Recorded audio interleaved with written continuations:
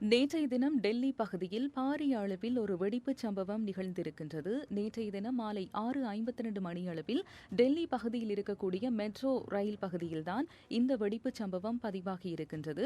ஒரு கார் திடீரென தீப்பிடித்து எரிந்ததில் அந்த பகுதியில் இருந்த பலர் பாதிக்கப்பட்டிருக்கிறாங்க. இதுவரையான காலப்பகுதி வரைக்கும் 9 பேர் பலியாகி இருப்பதாகவும் இந்த பலி எண்ணிக்கை மேலதிகமாக அதிகரிப்பதற்கான வாய்ப்புகள் இருப்பதாகவும் இப்போது அஞ்சப்படுகிறது. அது மாத்திரமில்லாமல் 20 பேர் வரையில் இந்த வெடிப்புச் சம்பவத்தில் காயமடைந்து தற்போது மருத்துவமனைகளில் அனுமதிக்கப்பட்டிருக்கின்றார்கள்.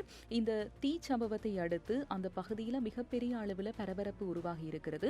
7 தீயணைப்பு வாகனங்கள் சம்பவ இடத்திற்கு விரைந்து சென்று தீயை அணைப்பதற்கான பணிகளில் ஈடுபடுத்தப்பட்டிருக்கின்றன.